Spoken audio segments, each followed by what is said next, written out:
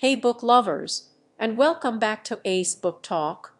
Today, we re-diving headfirst into a thought-provoking exploration of the ideal society as envisioned by one of science fiction's most celebrated minds, H.G. Wells. Wells, a prolific English writer, penned classics like The Time Machine and The War of the Worlds, captivating audiences with his imaginative visions of the future. Born in 1866, Wells lived through a period of rapid technological advancement and profound social change. This backdrop undoubtedly influenced his thinking and fueled his desire to imagine better worlds. He was just a novelist, he was a social commentator, a futurist, and a keen observer of the human condition. A modern Utopia, published in 1905, stands as a testament to his utopian ideals, offering a unique blend of science, philosophy, and social commentary. Now, before you conjure images of fluffy clouds and endless leisure, let me assure you that Wells' Utopia is far from a simplistic paradise. In fact, he explicitly avoids creating a perfect, static society. Instead, he proposes a kinetic utopia, one that's constantly evolving and adapting. The book is structured as a philosophical dialogue between two travelers who unexpectedly find themselves transported to this utopian world, a parallel Earth existing somewhere in the vastness of space.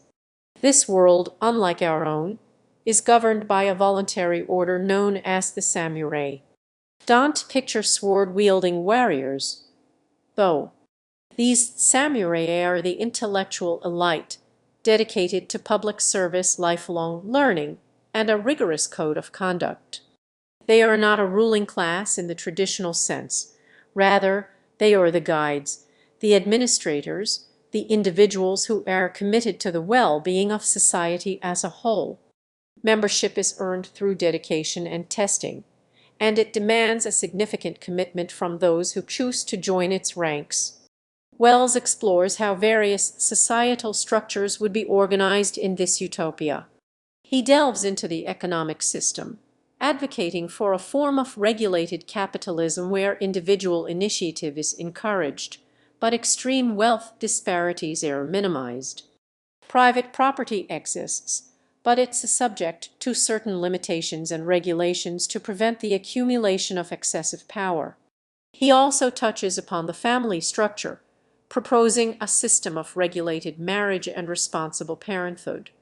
Wells believed that children should be raised in an environment that fosters their intellectual and emotional development, and he envisioned a society where the state plays a supportive role in ensuring the well-being of all children. Education is paramount in Wells' Utopia. It's not just about acquiring knowledge, it's about fostering critical thinking, cultivating a sense of civic responsibility, and nurturing individual potential. Everyone has access to education, and learning is a lifelong pursuit. Interestingly, Wells acknowledges that even in a utopia, imperfections will exist. He anticipates that there will be individuals who are discontented, rebellious, or simply unable to thrive in the established social order. Therefore, his utopia includes provisions for dealing with such individuals in a humane and constructive manner. He believes in rehabilitation and reintegration rather than punishment and ostracism. One of the most striking aspects of a modern utopia is its emphasis on personal freedom and individual expression. Wells does not advocate for a homogeneous, conformist society. On the contrary, he celebrates diversity and encourages individuals to pursue their own passions and interests, as long as they do not infringe upon the rights and freedoms of others. He sees this as a key ingredient to the dynamism and progress of the utopian society. Now, you might be thinking, this all sounds a little too good to be true. And you wouldn't be wrong.